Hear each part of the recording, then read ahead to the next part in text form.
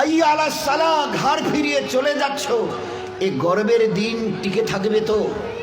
You will be very proud for this that I am a very young and steady. এটা ঠিক থাকবে তো? তোমার এই জওয়ানিকে তুমি ধরে রাখতে পারবে তো? তোমার এই জওয়ানি ঢলবে না তো? ভালো করে ইয়াদ করো, আমি তোমার বড় মেহেরবান আল্লাহ তোমাকে বলছি, একটু ঝুঁকতে শেখো। কি আছে তোমার কাছে গর্ব করার মতো? একটা জিনিস আমাকে দেখিয়ে দাও। আল্লাহ দেখিয়ে দিয়েছে তোমার কাছে তিনটে আছে, তিনটি। কি কি?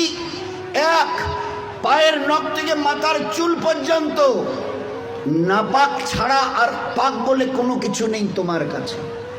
দেখাও একটা জায়গায়, এই জায়গাটা পাক আছে, বদবু ছাড়া খুশবু বের হয়, দেখাও। পুরুষ হওয়ার মেয়ে ছেলে দেখাও না।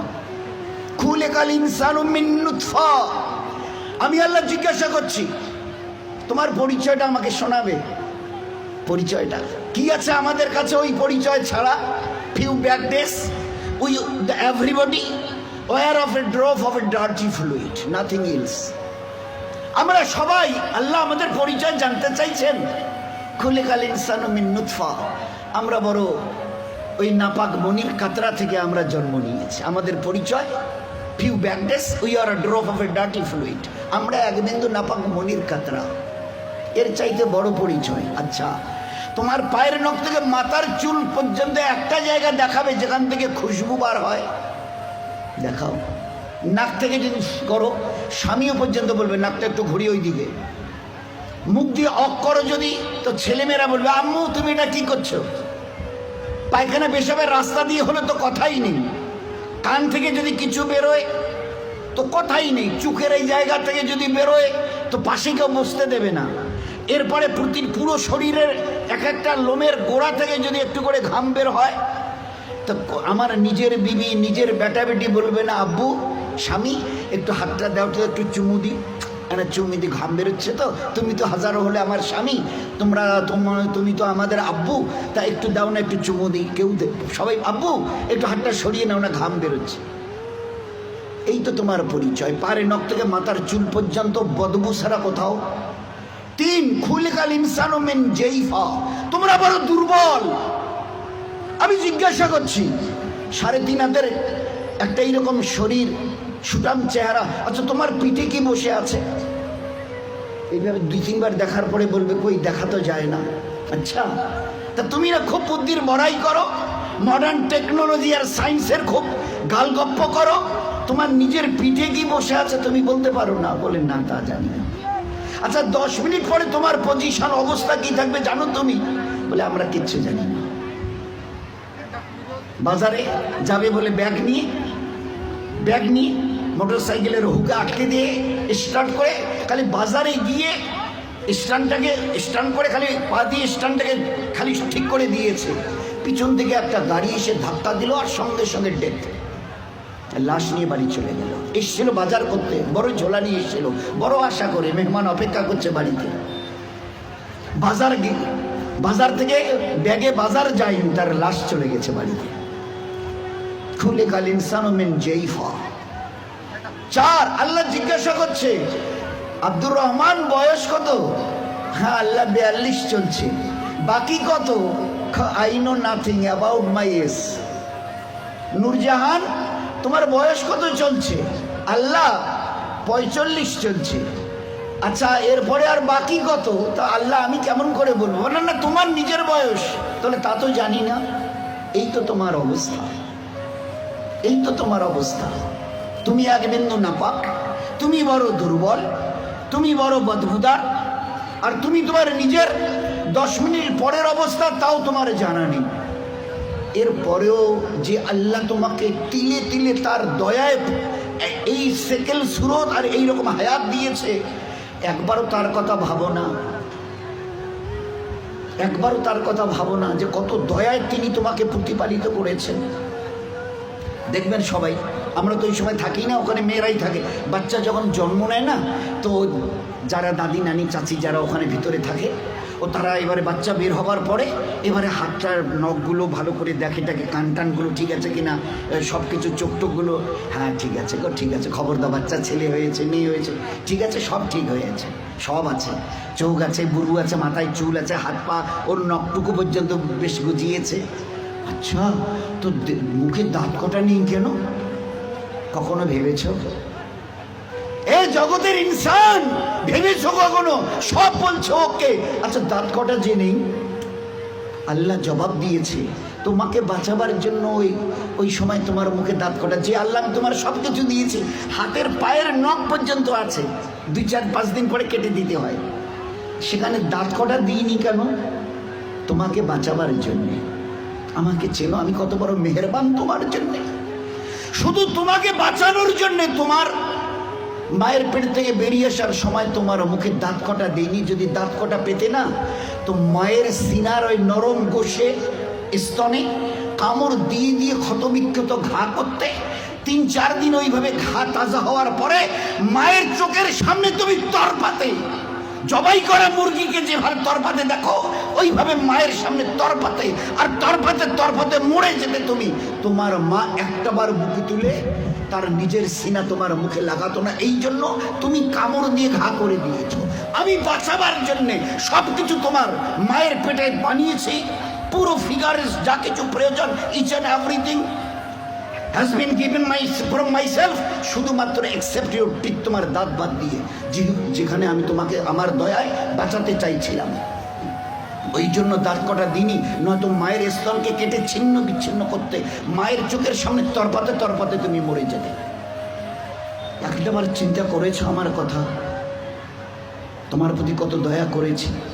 ফের এই বাচ্চাটা হাদিসে পাকের মধ্যে এসে আস্তে আস্তে যখন বড় হয়, তার বুবুকে, ভাইকে, আব্বাকে কিছু খেতে দেখে, শব্দ এর কানে আসে, আমারও ওই রকম দাঁত থাকলে আমিও খেতাম। আল্লাহ বলে, হাদিসে পাকের কথা বলছে, আল্লাহ বলে তুই একটু সবর কর, সবর কর, কারণ এখন তোর অতটা হুশ আওয়াজ হয়নি, এখনই যদি দাঁত দি মায়ের স্থানে কাপড় দিবি, একটু সবর কর, এই 7-8 মাস 9 মাস 10 মাস হোক না, একটু যখন, তারপরে আমি দাঁত দেবো।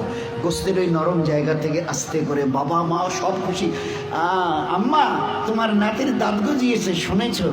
আচ্ছা 2টো দাঁত গজিয়েছে, তো উঠতে দেখে সবাই খুশি। আচ্ছা কখনো ভেবেছ এই দাঁতটা বাড়তে বাড়তে এই পর্যন্ত বারবার পরে আর বাড়ে না? Why?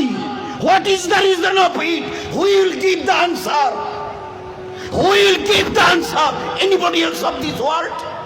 আছে কেউ দুনিয়াওয়ালা ও মডার্ন সায়েন্স মডার্ন টেকনোলজিওয়ালা এই দাঁতকে গজাতে থেকে খুশি হয়েছো?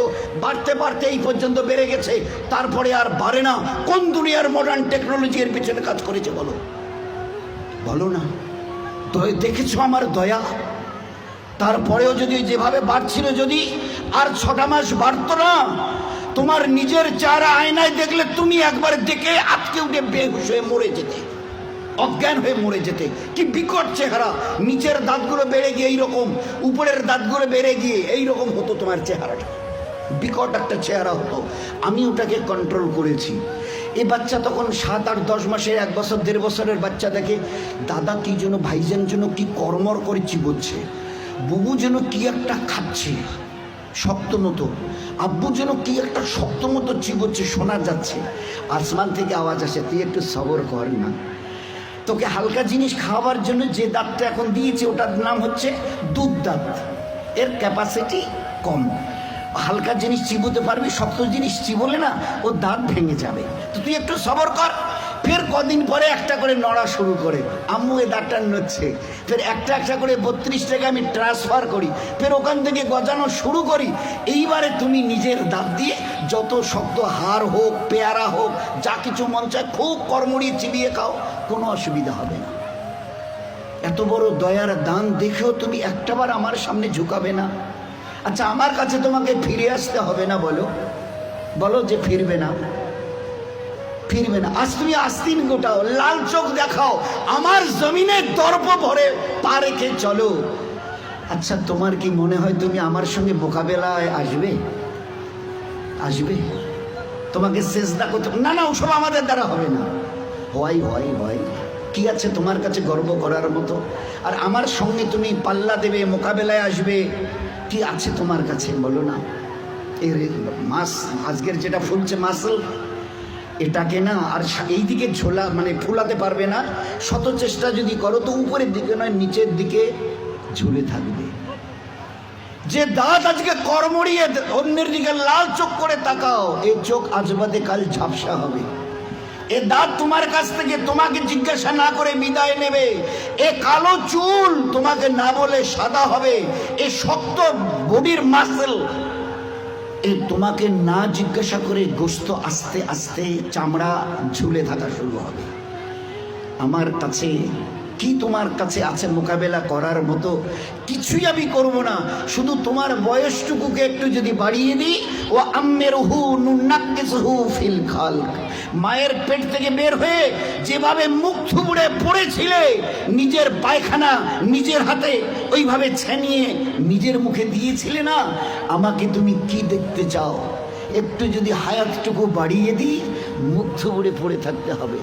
পাশ দিয়ে কেউ হেঁটে যেতে রাজি হবে না, কারণ দেখলেই বলবে কেউ আমি একটু বাথরুম যাব, আমার একটু হাতটা ধরে তুলে দাও তো। কেন কি তোমার ওই পিছনের দিন কটা মাসেল ফুলানো, লাল চোখ করা, জমিনে দর্প ভরে চলার ওই দিনগুলো কোথায় গেল আমি জানতে চাইছি।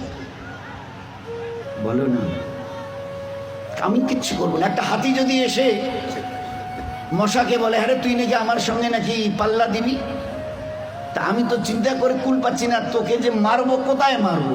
আচ্ছা, একটা হাতি যদি মশাকে মারতে চায় কোথায় লাদ মারবে বলেন তো? তো আল্লাহ যদি আমাদের মতো 3 হাতের একটা কমজোর নাপাক ইনসানকে আল্লাহ যদি টোকা দিতে চায়, তো আল্লাহ কি জিজ্ঞেস তোর কোথায় টোকা দেবো বলতো? আমি আল্লাহ 7 আসমান জমিনকে একদিন আমি আমার হাতের তালুতে নেব। লিল্লাহিল ওয়াহিদিল কাহার, 7 আসমান ও জমিনকে আমি একদিন আমার হাতের তালু। তো ও আল্লাহ কত বড়! আর ওই আল্লাহর মোকাবেলায় যদি আমি আসি, তো আল্লাহ কি বলবে? ওই হাতির মতো মশাটাকে যদি বলে আরে তোরে আমি কোথায় ধরি আর কোথায় মারি বলতো? আর এই মশা যদি দ্বন্দ্ব নেয়, হ্যাঁ হ্যাঁ আসেন না হোক, মোকাবেলা হয়ে যাবে। তো বলেন আজকের খুব চিন্তা করেন, আমি যদি হায়াতটুকু বাড়িয়ে দিই, মুখ থুবড়ে পড়ে থাকবে আর নিজের হাতে পায়খানা ছানবে, পাশ দিয়ে কেউ যেতে রাজি হবে না। ওই দেখলে ডাকবে শুতে মুখানা ধরো তো না, বাথরুম দেন বসি তোলো তো। কেন তোমার ওই দিনগুলো কোথায় গেল? এইরকম বুক ঠুকা দিনগুলো তোমার কোথায় গেল? দোস্ত, ও দিন আসবে, ফের দুনিয়া থেকে বিদায় নিয়ে খোদার কাছে ফিরে যেতে হবে। আল্লাহ কুল্লু নাফসিন যায়কাতুল মাউত সুম্মা ইলাইনা তুরজাউন। কে আছো দুনিয়ায়? ঝুপড়িওয়ালার কুরসিওয়ালা কে আছো যে আমার কাছে আসবে না? শেষ কথাটা অনুরোধের সঙ্গে, আমরা যত ভাই এখানে এসছি, প্যান্ডেলের ভিতরে বাইরে, আমাদের যত মা বোন ওখানে ভিতরে আছে, তারা সবাই একটা কথার উত্তর দিই, নিজের ইচ্ছায় আমি দুনিয়ায় এসেছি, কারো উপরে ভরসা করে নয়, ডিপেন্ড করে। আমি আমার নিজের ইচ্ছায় এসেছি। এরকম বলনেওয়ালা কারা কারা আছে একটু হাত তুলে দেখাবেন দয়া করে। আমরা পুরুষরা, আমাদের ওখানে পর্দার ভিতরের মা বোনেরা, আমি আমার নিজের ইচ্ছায় এসেছি, যেদিন আমার মন চাইবে আমি নিজের ইচ্ছায় যাব। আছে কেউ একথা বলনেওয়ালা দুনিয়ায় এরকম বাহাদুর? আমরা কেউ আসিনি, আমাদেরকে পাঠানো হয়েছে। উই হ্যাভ নট কাম, আমরা আসিনি, আমাদেরকে পাঠানো হয়েছে। আমরা ইচ্ছা করে যেতে চাইলে ইচ্ছা করে যেতেও পর্যন্ত পারবো না। তিনি যেদিন ডাক দেবেন আব্দুর রহমান আয়, তো শত সহস্র বাঁধনকে ছিন্ন করে চলে যেতে হবে। সকিনা রহিমা আয়, তো সমস্ত চোখের পানিকে ভাসিয়ে দিয়ে ওদেরকে চলে যেতে হবে। আমরা কেউ আসিনি, আমাদের পাঠানো হয়েছে। ওলামায়ে কেরাম বলেন, হ্যাঁ তুমি যদি বুক ফুঁকে বলতে পারো আমি আমার নিজের ইচ্ছায় এসেছি, হ্যাঁ তুমি আল্লাহর অনুগত হবার কোনো প্রয়োজন নেই, আল্লাহর ইবাদত তোমার করার কোনো প্রয়োজন নেই। তুমি যখন নিজের ইচ্ছায় এসছো, যা তোমার মন চাইবে তুমি তা করে যাও। হ্যাঁ, যদি বলো যে না আমি আমার নিজের ইচ্ছায় তো আসিনি, আমার দয়ালু আল্লাহ আমাকে বড় মেহেরবানি করে মানুষ করে দুনিয়ায় পাঠিয়েছেন, হয় আমি পুরুষ অথবা মেয়ে ছেলে, আজ এই 20, 30, 40, 50 বছরের হায়াত আমার, এই যে এটা আমি পেয়েছি, এটাও আল্লাহ পাকের আমার বড় দয়া মেহেরবানি। তা যদি না হতো, তো আমার আল্লাহ যদি দেখতে চাইতেন, আমার মায়ের পেটে থাকাকালীন আল্লাহ ওখান থেকে আমাকে বিদায় করে দিতে পারতো। বহু বাচ্চা মায়ের পেট থেকে ওইখানে বিদায় নিয়ে চলে গেছে, এক ঝলক আল্লাহ দুনিয়া দেখতে দেয়নি। কি বলতে চাই যে আল্লাহ আমাদের সঙ্গে বড় দুর্ব্যবহার করেছে হায়াত দিয়ে। তো আল্লাহ বলতে চায় যে তাহলে তুমি কি বলতে চাও আমি একটু ভুল করেছি নাউজুবিল্লাহ? হায়াত দিয়ে, জওয়ানি দিয়ে, তাকত দিয়ে, ইচ্ছা যদি আমি করতাম না, মায়ের পেটে মোরা বাচ্চাকে তোমাকে বের হয়ে আসতে হতো, এক ঝলক দুনিয়া দেখতে পারতে না। এই জন্যে আমরা যারা সাথী পুরুষরা আছি, আমরা যারা পর্দার ভিতরে মা বোনেরা আছি, একটু আল্লাহকে চিনতে চেষ্টা করি। আমরা আসিনি, দয়া করে আল্লাহ পাঠিয়েছে। যেতে চাইলেও নিজের ইচ্ছায় যেতে পারবো না, আল্লাহ যেদিন ডাক দেবে যেতে হবে। আসা যাওয়া দুটোই যখন আল্লাহর ইচ্ছায়, তো মাঝখানের এই কটা দিন নিজের ইচ্ছায় চলে জীবনটাকে যেন বরবাদ না করি। দুনিয়ার জীবনও বরবাদ হবে, আখেরাতের জীবনও বরবাদ হবে। বরবাদের লাস্ট কথাটা হলো এই, তুমি আমার ইবাদতকে ছেড়ে দাও, দুটো জিনিস তোমাকে আমি দেব। এক, যতদিন দুনিয়ায় বেঁচে থাকবে, চাहे পুরুষ হও অথবা মেয়ে ছেলে, আমার ইজ্জত জালালের কসম, দুনিয়ায় তোমার জীবন যাবে অশান্তির আগুনে জ্বলতে, মরণের পরে তোমার জীবন যাবে জাহান্নামের আগুনে জ্বলতে।